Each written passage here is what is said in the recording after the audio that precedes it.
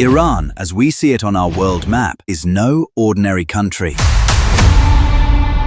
It is one of the oldest civilizations in the world. Despite repeated invasions by the Mongols, Greeks, and Arabs, Iran has always preserved its language, poetry, and identity. Hundreds of years ago, the region was home to numerous communities. One of the oldest and largest civilizations was Elam, located around the Su River in southwestern Iran. This civilization developed slowly over centuries, with local people building cities, temples, and a writing system. For nearly 2,000 years, Elam was a major power in the ancient world. However, constant invasions, especially by the Assyrians, destroyed it, and a new era began. This new era began when Indo-Iranian tribes entered and began to settle. Two of the most important of these groups were the Medes and the Persians. The Medes may have founded the first Iranian state, but it was the Persians who changed the course of world history forever. Then, around 550 BC, Cyrus the Great united these Iranian tribes and laid the foundation for one of the largest empires in history. However, Cyrus was not like other conquerors. He chose to improve existing systems rather than create new ones. He often allowed local traditions, relationships, and customs to continue. When he conquered Babylon, he allowed the exiled people to return to their homes and rebuild their temples. This policy was forever engraved on the Cyrus cylinder, which is considered the world's first human rights declaration. Under Cyrus and subsequent rulers such as Darius I, the Achaemenid Empire became the largest empire in the world, stretching from Egypt to India. They built roads and established provinces called satrapies. He standardized the tax system and created a sophisticated administrative system. Sepipolis became a symbol of Persian power, but no empire lasts forever. In 330 BC, Alexander the Great invaded Persia, and within a few years, the Achaemenid Empire collapsed. Sepipolis was burned, and Alexander declared himself Emperor of Persia. After his death, his empire disintegrated, and Persia came under the control of a Greek dynasty called the Seleucids. Although Greek culture spread rapidly, Iranian identity remained intact. Then, in the 3rd century BC, a new power emerged in the northeast, the Parthians. This largely pastoral people built a powerful empire that controlled Iran and later Mesopotamia. The Parthians became Rome's greatest eastern rival and controlled important trade routes connecting the east and west. Although their empire was not as centralized as the earlier Persian empires, it preserved Iranian traditions and strengthened the region politically. Another major change occurred in 224 CE when a Persian named Ardasher overthrew the Parthians and founded the Sasanian Empire. Under the Sasanians, Iran once again became a powerful and centralized state. Zoroastrianism was declared the state religion, and Persian art, architecture, and scholarship reached their peak. The Sasanians waged long and fierce wars against the Roman and Byzantine empires for centuries. By the beginning of the 7th century, both empires had weakened significantly, and it was at this time that Muslim armies from Arabia invaded. The Persians were defeated at the battles of Qadsia and Nawand, and the empire finally collapsed in 651 CE after the death of the last Sasanian king, Yazligar III. Iran gradually became part of the Islamic world, and Islam spread throughout the region. But here too, Persian identity was adopted rather than lost. Persian began to be written in a new form in the Arabic script. Persian scholars, poets, and scientists became the most important figures of the Islamic Golden Age. Over the next few centuries, Iran was ruled by various dynasties, one of the most important of which was the Seljuk Empire, which was created by Turkic rulers from Central Asia. Although the Seljuks were not Persian, they adopted Persian administration and culture and made Persian the language of literature, education, and bureaucracy. Once again, outside rulers came but failed to harm Iran's identity. But then came the darkest period in Iranian history, when the Mongols invaded Iran in the 13th century. They destroyed entire cities and killed thousands. It seemed as if this civilization would finally come to an end. But despite all this, Iran survived. The Mongol rulers of Iran, especially during the Ilkhanate, gradually adopted Islam and Persian culture. What began as a disaster eventually turned into a new chapter in Iran's recovery. Later, Later, another great conqueror, Timur, came from Central Asia, whose military campaigns were extremely brutal. But this Timurid era also became a reason for the revival of Persian culture. Cities such as Ismail and Hira became centers of Persian literature, science, and art. And despite numerous conquests, Persian civilization remained intact. Then came the most important turning point in all of Iranian history. In 1501, the first Ismail Safavid conquered Samarra, established the Shah of Persia, and declared Shia Islam the state religion. This single decision transformed Iran permanently, setting it apart from its predominantly Sunni neighbors, especially the Ottoman Empire. Despite being a center of Persian culture, Iran became associated with a Shia religious identity that would define its identity for centuries to come. Then, under Shah Abbas I,